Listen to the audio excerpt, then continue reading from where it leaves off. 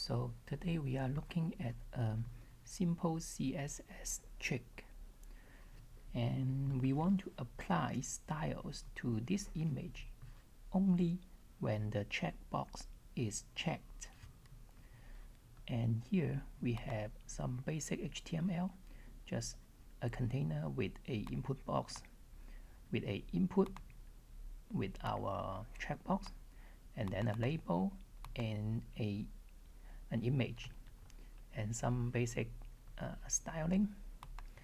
And here we go. First, we want to select the checkbox,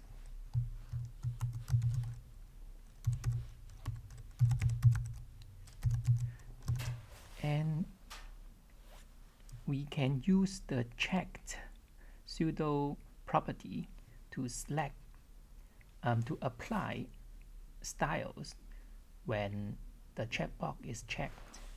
For example, let's say display none. So when the checkbox is checked, the checkbox would disappear, right? Let's try. Oh, I forgot to save. Alright, here we go. Yep, the checkbox disappeared. But this is not what we want. We want to apply the style to the image, right? So as we can see here, the image is a sibling of the checkbox, right?